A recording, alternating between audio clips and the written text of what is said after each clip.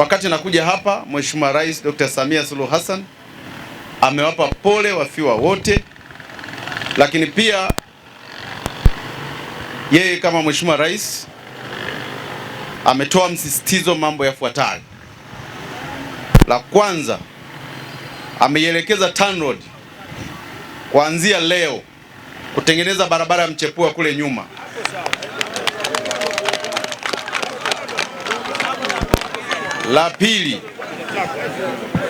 La pili, ameelekeza hapa, ameleta zaidi ya bilioni 3 waanze kulipa fidia mara moja kwa ajili ya kupanua hiyo barabara haraka iwezekanavyo kwenye eneo hili la Mbalizi. La tatu aliyotuelekeza ni kwamba lazima wafiwa wote tuweze kugharamia swala la masanduku yote 28 kwa wale wote ambao wametangulia mbele ya haki. Lakini pia na mnajua sanduku gharama yake kama $500,000 hivi. Lakini pia ametoa maelekezo kwamba kila familia ambayo imepoteza ndugu au jamaa na marafiki tuweze kutoa mkono wa pole wa shilingi $500,000 kila familia, kwa jumla yake shilingi milioni 1.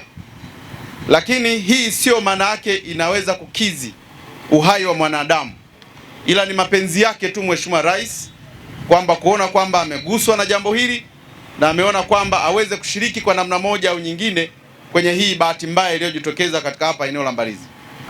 Sasa mazishi haya yanakwenda kugharamiwa na Mheshimiwa Rais kwa zaidi ya milioni 30. Kwa hiyo kwa kweli tuendelee kumwombea Mheshimiwa Rais wetu Dr. Samia Suluhu Hassan kwa mapenzi mema alionayo kwa wanambeya na Watanzania wote kwa ujumla. Hawa wagonjwa ambao wanatibiwa, tutaomba wenzetu hospitali, ziko gharama ambazo watakuwa wameingia, tutakava, serikali itagharamia matibabu ya hawa ambao walioko hospitali. Kwa hiyo ningeomba mganga usidai chochote kwa wagonjwa hawa ambao wanatibiwa. Mheshimiwa Rais Dr. Samia Suluhu Hassan kagharamia kila kitu. Sasa swala la kutengeneza barabara, magari yote yanayokwenda, nadhani magari yanaenda umbali mrefu yatapita kule, kwa sababu huku sasa kutakuwa tunapita magari madogo tu. Hapa magari maloli yote marufuku kupita kwenye barabara hii. Natoa siku 3. Tumeelewana? Tumeelewana?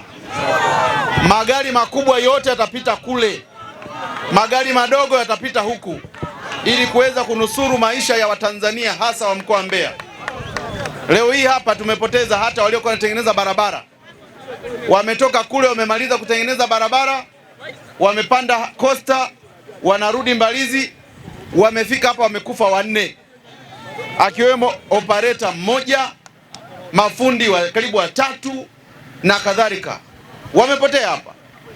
Kwa hiyo TANROADS wako hapa na nimeshawaambia kwamba kuanzia kesho na mkandarasi yule Chiko atasaidiana na TANROADS, tengeneza barabara ile ipanuliwe vizuri. Tuombe wananchi muwe na subira wakati huu ambao serikali imechukua hatua kali kurekebisha hiyo barabara upande wa pili. Tusiwe na muda wa kuchelewa. Yaani leo, kuanzia leo tarehe 8 mwezi wa 6 mwaka 2025 tumeelekeza waanze kutengeneza ile barabara kule. Lakini pia tuwaombe wenzetu wa malori, jeshi la polisi, simamieni. Atakaye kiuka na ng'ang'ania kupita huku ni kushughulika naye, kwa sababu kuna mingine mijeuri, unawaambia pita huku, hataki, anataka apite barabara hii. Tumechoka kuona mili ya watu inapotea. Sasa jeshi la polisi, simamieni pale juu. Mtu akiwa anakatiza anaelekea huko, kwa sababu kule hakuna mlima mkubwa. Hapa kuna changamoto, ukiteremka hata ukimruhusu, kwa sababu huyu alikuwa wa mwisho. Manake magari madogo yanamalizika, yameruhusiwa malori, yule akaanza kutembea kwa gia ambayo sio yenyewe. Alipofika pale gari limemshinda, akaanza kugonga hii gari Rosa, akaanza kupoteza maisha ya watu hapa. Lakini kumbe manake lile lori lisingekuwepo huku, haisi kwa haisi hazina shida kubwa, na hapa wana uwezo wa kutembea wao taratibu taratibu wakavuka. Kwa hiyo naamini kwamba jeshi la polisi chini ya Benjamin Kuzaga, timu hii ya RTO ianze kazi mara moja baada ya barabara hii kukamilika ndani ya siku 2-3 hizi kuanzia leo hii ambayo tunatoa tamko hapa.